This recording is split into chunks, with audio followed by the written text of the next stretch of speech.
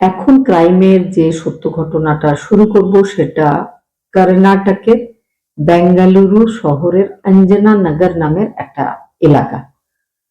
22 April দুপুর বেলায় 2টোর সময় 2026 সাল হঠাৎ করে অঞ্জনা নগর কলোনির একটা বিল্ডিং এর একদম টপ ফ্লোরে দাউ দাউ করে আগুন জ্বলছিল। প্রচুর ধোঁয়া বেরোচ্ছিল, আশেপাশের লোকজনেরা দেখেছিল। সঙ্গে সঙ্গে ফায়ার ব্রিগেডকে খবর দেওয়া হয়। আর কিছু লোকজন উপরে উঠছিল। সেই সময় ওই বাড়ির একটা মেয়ে, শরীরের কোনো জামা কাপড় ছিল না, সে গায়ে একটা কম্বল জড়িয়ে ছুটে নিচের দিকে নেমে আসছিল। লোকজনরা সেখানে পৌঁছায়, তাকে উদ্ধার করে। ফায়ার ব্রিগেডের লোক তো চলে এসেছিল, কিন্তু দরকার পড়েনি, তার আগে আগুনটা নিভে যায়। কিছু লোকজন ভেতরে যায়, গিয়ে দেখে যে বেডের উপরে একটা বডি রয়েছে। বডিটা পুরোপুরি জ্বলে গেছে। পুলিশ আসে, ইনভেস্টিগেশন হয়। এদিকে ওই বাড়ির যে ছেলে, সেও চলে এসেছে ততক্ষণে। তো পুলিশ এবার তদন্ত শুরু করে। মেয়েটা যেহেতু বাড়িতে ছিল, তো তার কাছে আরো প্রশ্ন করা হচ্ছিল। মেয়েটা বলে যে সে বাড়িতেই ছিল, আজকে তার বিকেল বেলায় অফিস ছিল, সে দুপুরে বাড়িতে ছিল। তার একজন কলিগ তার কাছে এসেছিল কিছু বিশেষ কাজে। সে যেখানে কাজ করে, ভোডাফোনের একটা স্টোর, সেখানেই এই ছেলেটাও কাজ করে। তো ম্যানেজার এই ছেলেটাকে একটা বিশেষ কাজে তার বাড়িতে পাঠিয়েছিল। সে যখন বাথরুমের মধ্যে ছিল, তখন ছেলেটা নিজের গায়ে আগুন ধরিয়ে ফেলেছে, তার বাড়িতে এসে সুসাইড করেছে। পুলিশের ব্যাপারটা অদ্ভুত লাগছিল, কিন্তু যেহেতু মেয়েটা বলছে, মেয়েটা ভয় পেয়ে আছে, চোখের সামনে ওইভাবে আগুন ধরতে দেখেছে, একটা মানুষকে পুড়ে যেতে দেখেছে, পুলিশ সেই সময় সে কথাটা মেনে নেয়। তাকে শান্ত করার চেষ্টা করা হয়। ভেতরে গিয়ে পুলিশ খুব ভালোভাবে জায়গাটা দেখে। বেডের উপরে আগুন জ্বলেছিল, পুরো পুড়ে ছাই হয়ে গেছিল, ছেলেটা পুড়ে গেছিল। ছেলেটার হাত বাঁধা ছিল, এটা পুলিশ দেখে বুঝতে পারে। পাও বাঁধা ছিল, চোখ বাঁধা ছিল। ছেলেটার পরনে শুধুমাত্র একটা শর্ট প্যান্ট ছিল, সারা গা খালি ছিল। মেয়েটাকে এগুলোর কারণ জিজ্ঞেস করা হলে সে বলে যে না, পুড়ে গেছে, সব সব পুড়ে গেছে, কিন্তু সেগুলো যে পরে বোঝা যাচ্ছে যে হাফ প্যান্টটা ছিল, বাকি জামা কাপড় যে ছিল না শরীরে, সেটা কিন্তু দেখেই বোঝা যাচ্ছিল।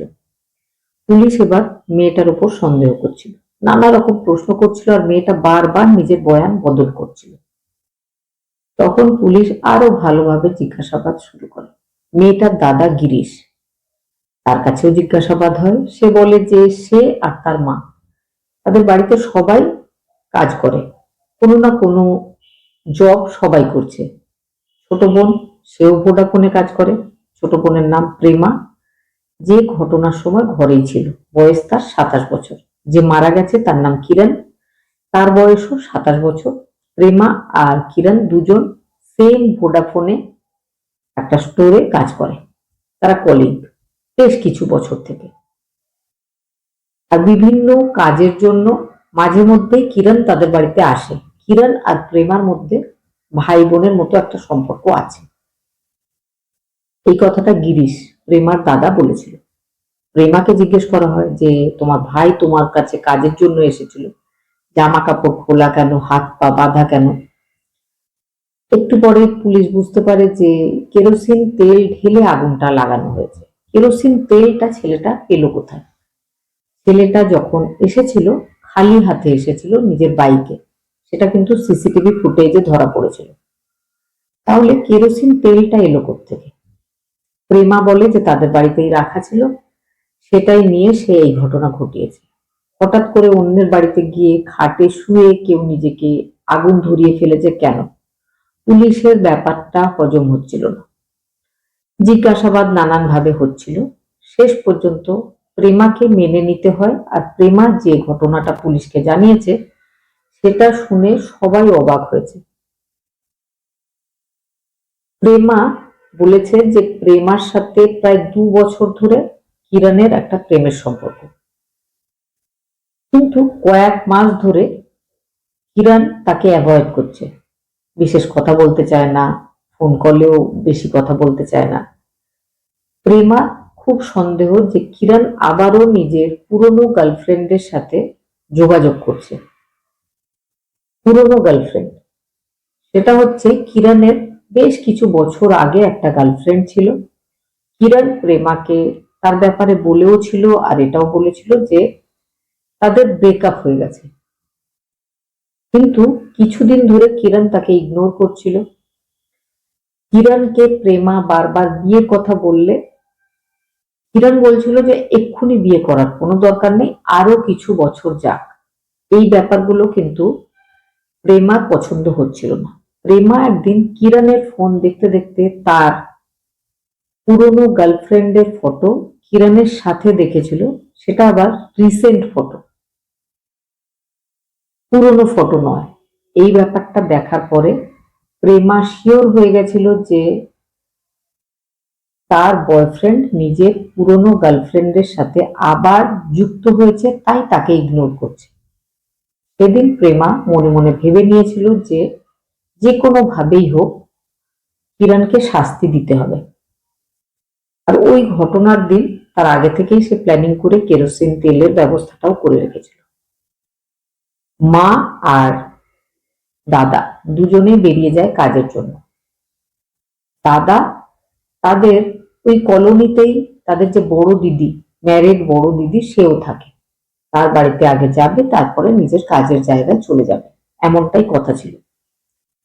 প্রেমা নিজের বয়ফ্রেন্ডকে কল করে জানায় যে বাড়িতে কেউ নেই, তুমি এসো, তোমার জন্য একটা সারপ্রাইজ আছে। কিরণ কিন্তু অনেকদিন ধরেই জানে যে তার গার্লফ্রেন্ড তাকে একটা বাইক কিনে দেবে। তার কাছে বেশ কিছু টাকা সে জমা করছে কিরণকে বাইক কিনে দেবে বলে। কিরণের মনে হয়েছিল যে হয়তো সেই বাইকটা দেবে আজকেই। তাছাড়াও প্রেমা বলে যে বাড়িতে যেহেতু কেউ নেই, আমরা ঘনিষ্ঠভাবে একান্তে সময় কাটাতে পারবো, আর ওয়েস্টার্ন স্টাইলে আমরা একসাথে সম্পর্ক তৈরি করব, আমি তোমাকে প্রপোজ করব। কিরণের খুব ভালো লাগে কথাটা। কিরণের একটা কাজ ছিল, তার ম্যানেজার তাকে জানিয়েছিল অন্য কোথাও একটা যেতে হবে কাস্টমারের কাছে। তবে সেদিন সে সেই কাজটাকে একটু পিছিয়ে দিয়ে দুপুরবেলায় চলে এসেছিল নিজের প্রেমিকার বাড়িতে। প্রেমিকা তার হাত পা চোখ সব বেঁধে দেয়। যখন তার হাত বেঁধে দেওয়া হচ্ছিল তখন কিন্তু কিরণ বলে নিজের প্রেমিকাকে যে এত শক্ত করে বাঁধছো কেন, সেটা তো দরকার নেই।